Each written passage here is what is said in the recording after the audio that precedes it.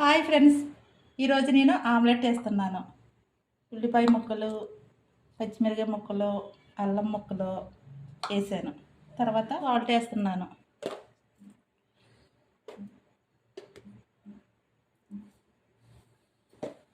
తర్వాత ఇప్పుడు కొంచెం కారం వేస్తున్నాను. ఎందుకంటే కారంగా ఉండాలి కదా, అందుకు. చిరుకి ఆమ్లెట్ అంటే చాలా ఇష్టం. ఆమ్లెట్కి 3 గుడ్లు తీసుకున్నాను. ఒక పక్కన రైస్ ప్రిపేర్ చేస్తూ ఆమ్లెట్ రెడీ చేస్తున్నాను. ఇప్పుడు అన్నం వంచుతున్నాను. వంటగదిలో చాలా వేడిగా ఉంది. అన్నం కూడా చాలా వేడిగా ఉంది. వేసవికాలం కదా, వేడిగా ఉంటుంది కిచెన్లో. మీరు ఆమ్లెట్ వేసుకునేటప్పుడు కోడిగుడ్డు ఇలా పగలు కొట్టుకోవాలి.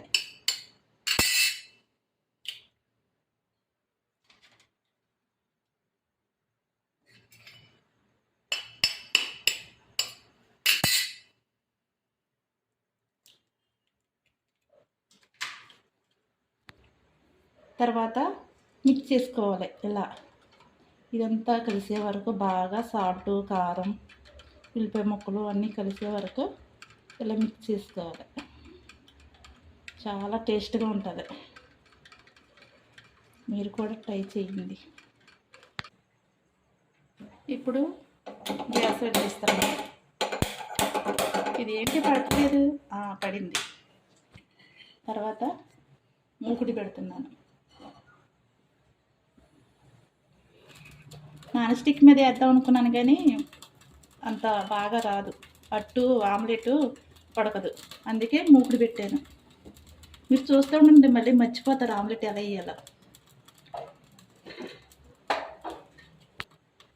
కిప్ చేయకుండా చూడండి, మళ్ళీ కిప్ చేయకుండా చూడండి.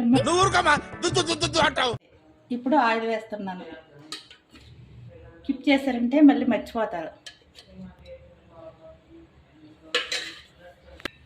ఆమ్లెట్కి తగినంత ఆయిల్ వేసుకుని వేడెక్కిన తర్వాత ఆమ్లెట్ పోసుకోవాలి.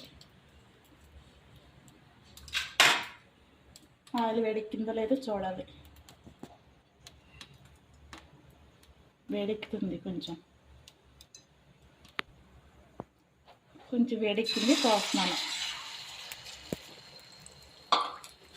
దీంతో కొంచెం ఇలా చేసుకోవాలి, ఎందుకంటే ఆమ్లెట్ ఎల్లట్టుగా వస్తుంది.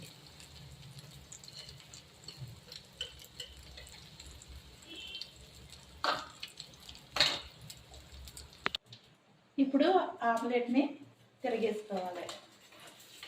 ఇలా పెట్టుకుని జాగ్రత్తగా నూనె పడకుండా ఇలా తిరిగేసుకోవాలి.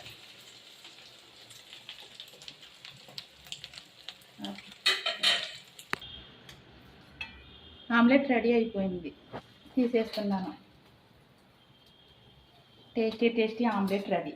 చాలా బాగుంటుంది, చాలా రుచిగా ఉంటుంది. మీరు కూడా ట్రై చేయండి.